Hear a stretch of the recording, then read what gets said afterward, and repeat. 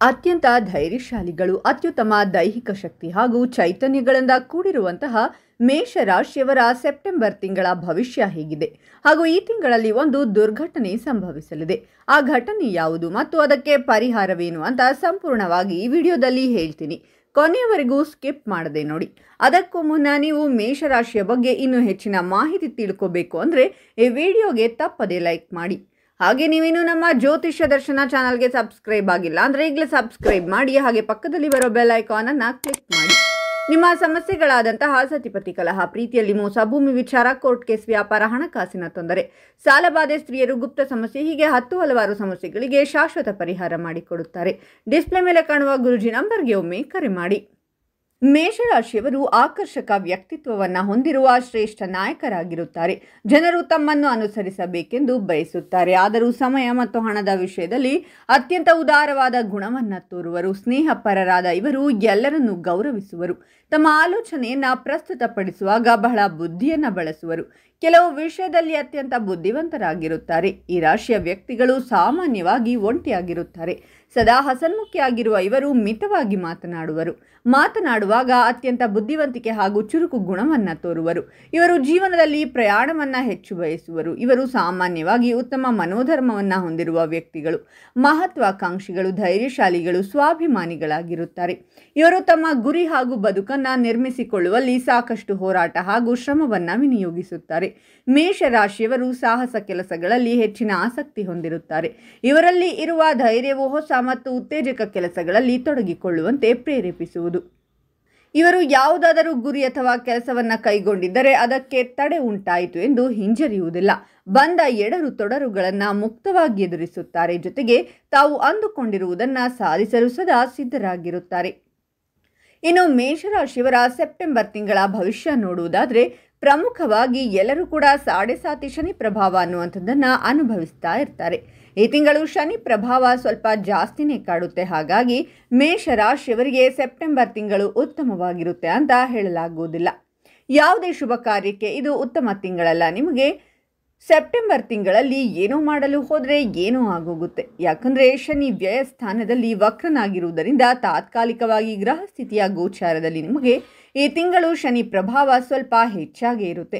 ಅತ್ಯಂತ ಜಾಗೃತವಾಗಿರುವುದು ಒಳ್ಳೆಯದು. ಇದಕ್ಕೂ ಮೇಲಾಗಿ ನಿಮ್ಮ ಜಾತಕವನ್ನು ಒಳ್ಳೆಯ ಜ್ಯೋತಿಷಿಗಳ ಹತ್ತಿರ ತೋರಿಸಿ. ಏನಾದರೂ ಸಮಸ್ಯೆ ಬರಬಹುದಾ, ಯಾವುದಾದ್ರೂ ದೊಡ್ಡ ಪ್ರಮಾಣದ ಇನ್ವೆಸ್ಟ್ಮೆಂಟ್ ಮಾಡುವ ಹಾಗಿದ್ದರೆ 20 ಲಕ್ಷನೋ 50 ಲಕ್ಷನೋ ಅಥವಾ ಕೋಟಿಗಟ್ಟಲೆ ಇನ್ವೆಸ್ಟ್ ಮಾಡುವುದಿದ್ರೆ ಒಮ್ಮೆ ಜ್ಯೋತಿಷಿಗಳನ್ನು ಭೇಟಿ ಮಾಡಲೇಬೇಕು ಮೇಷರಾಶಿಯವರು.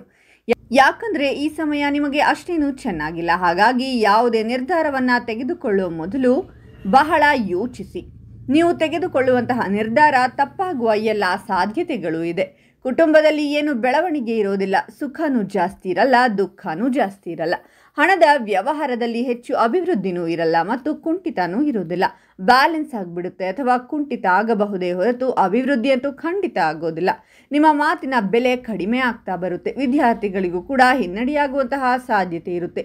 ಇನ್ನು ಈ ತಿಂಗಳಲ್ಲಿ ವಿವಾಹ, ಪಾರ್ಟ್ನರ್ಶಿಪ್, ಬಿಸ್ನೆಸ್ ಯಾವುದರಲ್ಲೂ ಅಭಿವೃದ್ಧಿ ಇರಲ್ಲ. ಮದುವೆ ವಿಚಾರದಲ್ಲಿ ಯಾವುದೇ ಬೆಳವಣಿಗೆ ಈ ತಿಂಗಳಲ್ಲಿ ಕಾಣೋದಿಲ್ಲ. ನೀವೇನಾದರೂ ಗಂಡು ಹುಡುಕುತ್ತಿದ್ರೆ ಅಥವಾ ಹೆಣ್ಣು ಹುಡುಕುತ್ತಿದ್ರೆ ಸೆಟ್ ಆಗಬೇಕು ಅಂದರೆ ತುಂಬ ಶ್ರಮ ಪಡಬೇಕಾಗುತ್ತೆ. ನಿಮಗೆ ಈ ತಿಂಗಳಲ್ಲಿ ಶತ್ರುಗಳು ಕಡಿಮೆ ಆಗ್ತಾರೆ ಮತ್ತು ಧೈರ್ಯ ಇನ್ನೂ ಜಾಸ್ತಿ ಆಗುತ್ತೆ. ಈ ತಿಂಗಳು ಯಾವುದೇ ಗ್ರಹಗಳು ಅಷ್ಟೇನೂ ಚೆನ್ನಾಗಿಲ್ಲ. ಹಾಗಾಗಿ ನೀವು ಈ ತಿಂಗಳಲ್ಲಿ ಉದ್ಯೋಗವನ್ನು ಬದಲಾವಣೆ ಮಾಡಲು ಹೋಗಬೇಡಿ.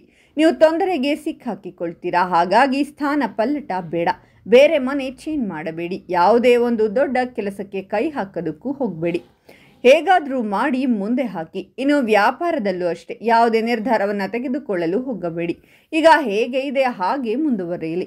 ಈ ತಿಂಗಳು ಮೇಷರಾಶಿಯವರಿಗೆ ಅಷ್ಟೇನೂ ಉತ್ತಮವಾಗಿಲ್ಲ. ಸ್ವಲ್ಪ ಆರೋಗ್ಯದಲ್ಲೂ ಹಿನ್ನಡೆಯಾಗುವ ಸಾಧ್ಯತೆ ಇದೆ. ಭೂಮಿಗೆ ಸಂಬಂಧಪಟ್ಟಂಥ ವ್ಯವಹಾರ ಇದೆಯಲ್ಲ, ಅದಕ್ಕೆ ಕೈ ಹಾಕಲು ಹೋಗಬೇಡಿ. ಸ್ವಲ್ಪ ರೈತರಿಗೂ ಕೂಡ ಹಿನ್ನಡೆಯಾಗುವ ಸಾಧ್ಯತೆ ಇದೆ.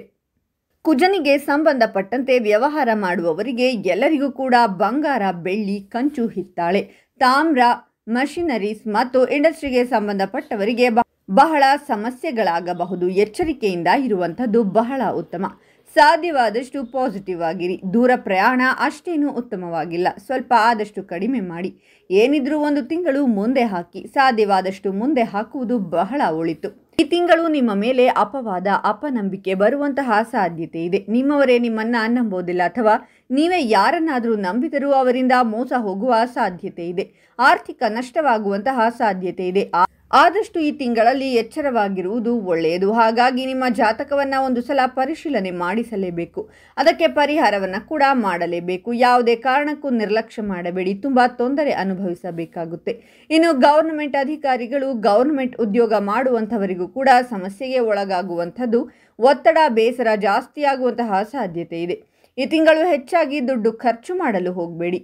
ದುಡ್ಡನ್ನು ಕೈಯಲ್ಲಿಟ್ಕೊಳ್ಳಿ. ಖಂಡಿತವಾಗ್ಲೂ ಏನಾದರೂ ಖರ್ಚು ಬಂದೇ ಬರುತ್ತೆ. ಆಕಸ್ಮಿಕವಾಗಿ ಬರುವಂತಹ ಖರ್ಚುಗಳು ಹೆಚ್ಚಾಗಿರುತ್ತೆ.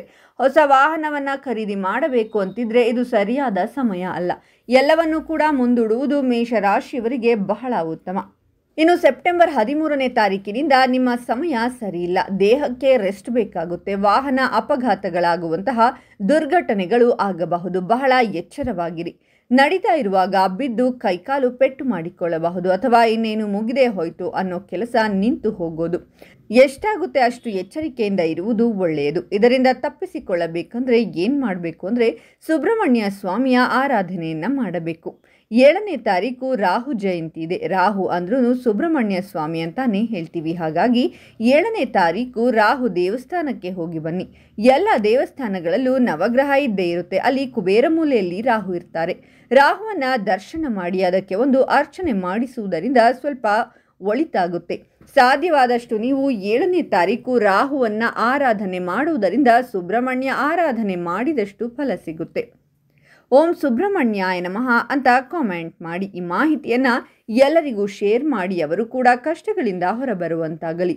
ನಿಮಗೂ ಒಳಿತಾಗುತ್ತೆ. ಮೇಷರಾಶಿಯವರ ಪ್ರತಿ ತಿಂಗಳ ಭವಿಷ್ಯಕ್ಕಾಗಿ ಹಾಗೂ ಇನ್ನೂ ಹೆಚ್ಚಿನ ಮಾಹಿತಿಗಾಗಿ ನಮ್ಮ ಚಾನಲನ್ನು ಸಬ್ಸ್ಕ್ರೈಬ್ ಮಾಡಿ.